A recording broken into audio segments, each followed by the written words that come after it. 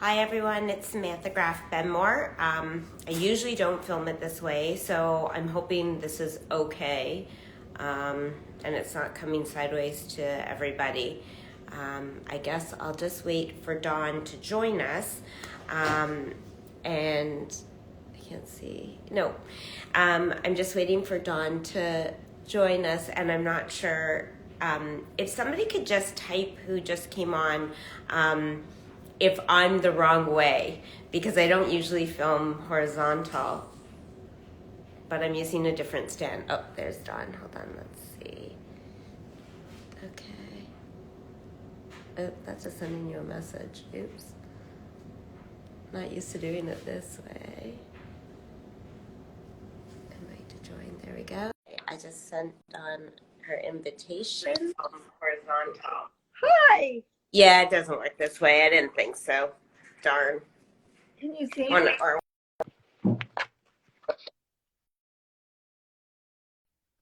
Okay, I have to use a different stand. All right, or I'll just hold today. Oh, thanks. Oh, that's so low. I don't really want them looking up my nose, though, so I will do this. Thank you. That's what husbands are for, right? Apparently. Maybe I'll go sit at the table. That might be a little bit better. Sorry, I don't usually have to play around because I use my stand, but okay, this is good enough. Beautiful. All right. Sorry about that. Welcome to Real Talk with the Graph Girls, and welcome, a huge welcome to one of our fave interior designers. We have known Dawn Chapnick for quite a while now, actually. I've been in the business 26 years. Did I meet you in the beginning? Or did you know my mom before? Yeah, I met your mother first. Yeah, I think Years so. ago. Yeah. Yeah. Yeah. And we've had the pleasure of referring Dawn in a residential, but we've also been invited to see some of her work in a more what do you call it? Retail. It was retail, that one. Oh yeah, you came to the party. Yeah, which I had done. It was a design of a store for skincare, yes, and we had a big opening party, and that's yeah. right, you guys came. Yeah, and which brings me to something that I love about Dawn. One of the things that she does with her creativity, and this is only one, is that she really focuses on the environment and sort of the feeling that you get from your space. So I really wanted to dive into that with Dawn today because I think I'm a Cancer sign, so I'm a definite feeling kind of person. So Yeah. I love that comment. So why don't you talk to us? Let's start off with kind of going into that and where that came about. Was that through experience, or did you So, right away sort of get that well, feeling? there's, design. Of course, design, you want spaces to look beautiful and look pretty. And there's all kinds of trends that come and go. And Right. not everybody can keep on changing their pieces as things change.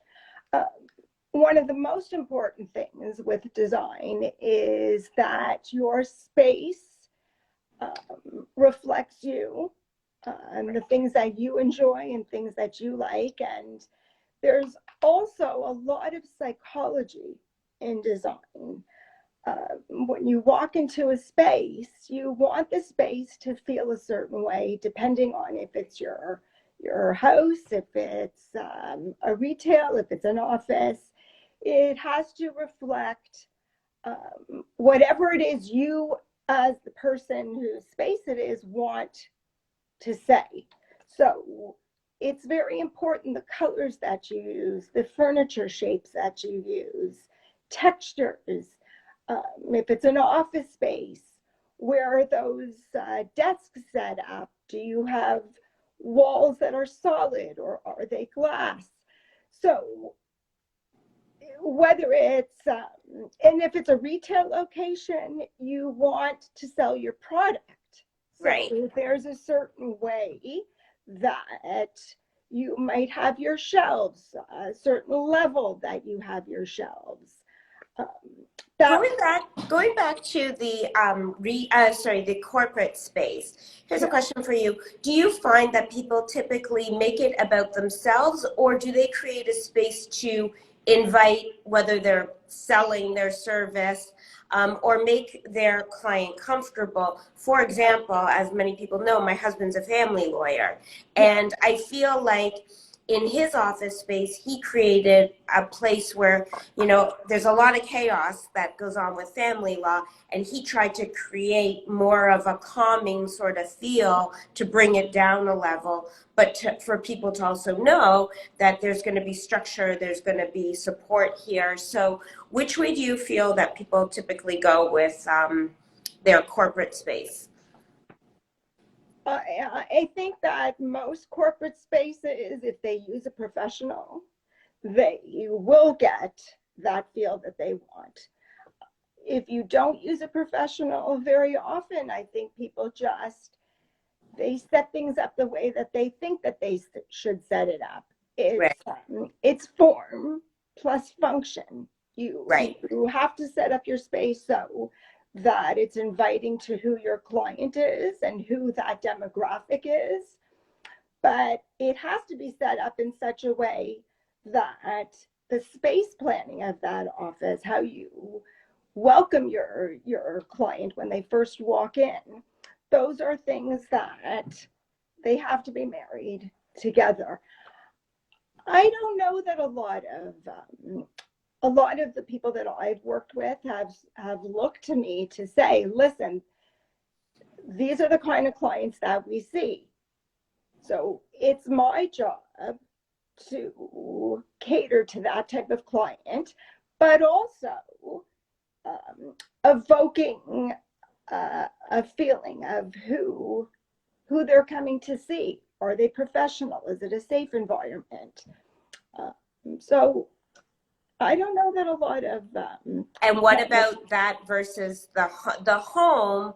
I mean, obviously, as a realtor who really focuses on residential, I mean, it's all your personality. I mean, I know when I lived on my own, my space was very cozy and tight, so to speak. You know, when people came in, they're like, it's small in here, but there's this really nice, cozy, warm feeling.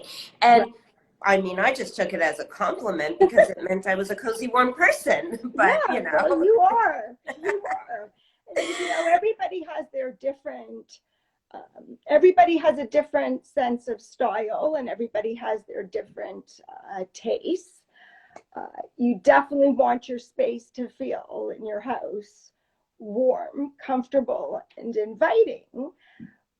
There are some people who are, you know, art collectors, other people are sports enthusiasts. So depending on your character and personality, there might be certain elements that you can incorporate in your space that reflect that. People who are travelers, it's great to take those pieces from your travels and incorporate them. Mm-hmm. Your home tells a story.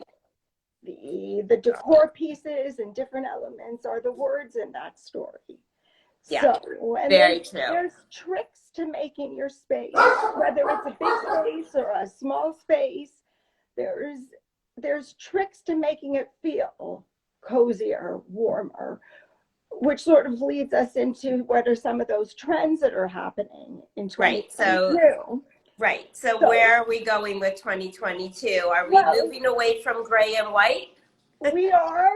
Thank God. Yeah. I've never been such a gray and white person. I like I've color. noticed it. I like jewel tones and different materials. And so coming out of this pandemic where everybody was sharing spaces and having to make these rooms and divide them into our workspace and play space and gyms, there is a trend, you know, that is moving away to now not having these big grand rooms, but having some rooms that are actually closed off. That give each space a little bit of its own character. giving a sense of warmth, and you can get a little more creative when you have spaces that have some walls. They don't have to be solid walls. They can be half walls. They can be uh, mesh walls, but you can get a little bit more creative. So that's one of the things to make things a little bit more cozy. Walls also, I guess, increasing the wall space also allows for people to hang more art, which then can Yes. also fill up a room, right? Yes, And or change the whole wallpaper, feeling. art, wallpaper, family photos, whatever you want to put up there. Furniture also. Usually we've always seen this, mid-century modern square type shapes. Now we're moving into curved spaces, curved shapes, sculptural. Mm-hmm. Mm-hmm. It feels like a big hug. It's cozy feeling, less intimidating, feminine, sculptural. So Very, that's very. something that's kind of. It's funny you say that because when we were actually getting our couch for the room behind me, my mom and I really like this very rounded, like white couch. And hold on, I think the dog needs to go out. Actually, let me finish my sentence. So it was very funny because Steve was like, I don't know, it's a little rounded, like he's very straight lines. Yeah. So here's another thing you have to deal with all the time, right? Is like when you're dealing with a couple, one person might feel one way and one likes the other. Like with Steve, he's very structured. Everything had to be, this way and this way. And I'm like, and that's my personality is a little more like this, right? It's like, a little more curvy, like you said. But we found our happy medium. It kind of curved a tiny bit at the back. Right. And we wouldn't go for white because of the dog. That, when I design for couples who, there could be just the two of them. They could have a baby. They could still have adult children that live with them. The dog. So, a dog, like we have. Right. You have to marry those two different styles and needs. So you can't do everything that the one person wants, but you try to, so you have a curvy sofa or a curvy coffee table instead of something that's more square. So it's about compromise and flexible And what about paint? What are people doing these days? Typically, are they going one color or are they doing accent walls? So I like to try to get people out of their comfort zone. People like to stick to the colors that they know, muted colors, the whites, the off-whites. People are afraid of color, and they're especially afraid of dark color because they think it's going to enclose a space when actually it opens up a space. Right now, everything is about biolithic design, our connection with nature. So brown colors, deep browns, terracotta colors, umber, burnt cognac colors. Those are actually all the colors that you see in fall. Yeah. So there's different saturations of those colors. So for people who don't want to really make a bold statement, you can mute those colors. But so I try to get people to do colors that are different, colors that are timeless. When I suggest the color, dark green or some jewel tones, people, freak out a little bit. So I'm a 50 Shades of Red. I go get my nails done every 3 weeks, and they're like, which color red? Paint, decor items. Those are easy things to change up if you're not happy, next year or a couple years down the road. So what about texture? Are people doing texture at all? Texture, lots of texture. Mixing materials. Okay, and when you say that, are we talking pillows? Are we talking furniture? Are we talking walls? So walls are getting textured. Love it. Even people who come and vintage a wall. wallpapers that have textures in them are fabulous. There are incredible wallpapers today that you wouldn't even necessarily know it's wallpaper. Some of them Wallpaper. look like wood. Yeah. It's like flooring. Yeah, it's in, and they're durable. There's ones for bathrooms and wet spaces, but layering of also carpets, um, pillows, of course, but different types of material together. Yeah. Layering things with throws. It's that gives a luxury feel. That gives the curated feel. That's what ties everything together. Sometimes people, they'll go out, they'll get their large pieces of furniture, and they don't understand why it's not coming together. I've got some accessories, I've got some books. Well, it's the different thicknesses of different materials that give the space that extra luxurious feel. Hold one sec. Cheryl's knocking at my door, I Oh, think. okay. I just got a message. One sec. Hold that thought.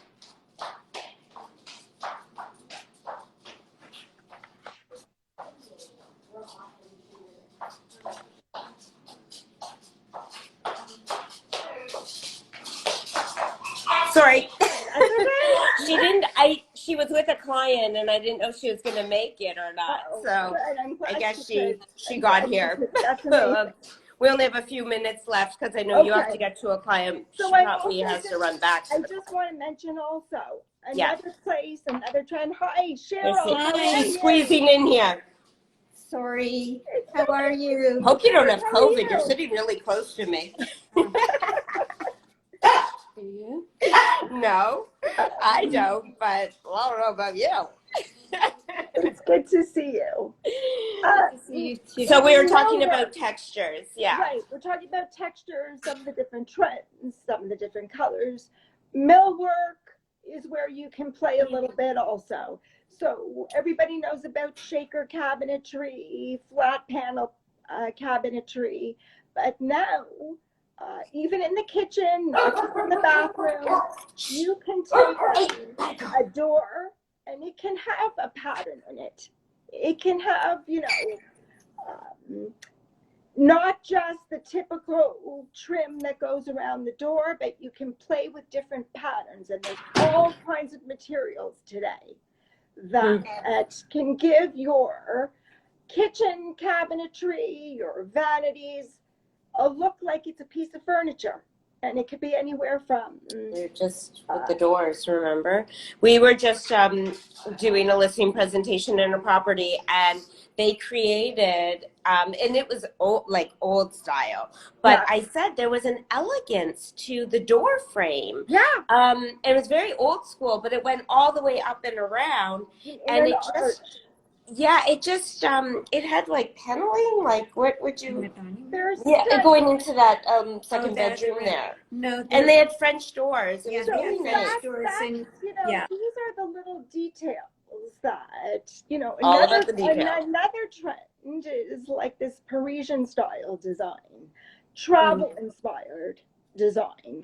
Because you can't go, so you might as well one of- put it in your house. Yeah, exactly. and one of the things that is coming back now is these arched entranceways, doorways, and putting up, like, you could have a modern looking home and you could have these fabulous, tall, amazing church-like doors or Moroccan doors. Yeah. You can keep them raw. So yeah, that's another trend that's happening. And Sorry, I'm going to backtrack probably. Did you talk color? Yeah. Color trend? We talked about jewels color and browns and cognac and and nature's colors, taking Nature's. the colors from nature's blues. A lot of people, I've been seeing a lot of blues, different shades of blue for the skyline, and that we see in even countertops. You can get these wonderful blue marbles, even put in particular places. Another spot, I'll just say really quickly for this. The look of the arch. You can do it with backsplashes. You can do it, you know, in your tiles. You can do it in the bathroom, paintings, artwork. That's another theme that you're going to see a Yeah, lot when you of. highlight it, it's Yeah. like creates a niche sort of spot for it. And Yeah, also, don't forget the fifth wall, the ceiling. There's right. all kinds of things happening with the fifth wall. Mm-hmm. Wallpaper, you can do like fabulous special lighting that really gives a nice ambiance to the space. You can do plaster on the ceiling. That's going to have a real comeback now. You're going to start to see the ceiling have some special things on it. Interesting. Yeah. What else? What else? Because I wrote some notes so I wouldn't forget. Oh, Because between the snowstorm and everything that's been Right. going on, sustainable I was just, design practices. I was, I was going to say, when you mentioned the snow, is there a durable floor? Like, do you find, like, you know, Yes. I know you work in lots of different areas and stuff. Do you find, like, that sometimes when they have young kids, let's say, or we were talking about dogs, or, Yeah. you know, they go for the flooring to be a certain type to obviously. Absolutely. So people who have dogs, people who have kids, they want a durable floor. They don't want it slippery. They don't want it to chip, etc. There's all kinds of product now. Even woods, if you want to have a hardwood floor, you can have wood that the color has been like smoked into it. So if it does chip, you don't always see it. Huh. Something that's really big now is actually cement floors, and using cement that has color, because if it does chip, the color is absorbed throughout the whole cement. You don't see it. It's incredibly durable. Sometimes you might see it up a wall half the space, and then continue that with wallpaper. You might have your front entrance that has cement, that has a pattern in it, that you know, has different shapes. So that's something that's going to be coming. It's here, but you're going to see more of that.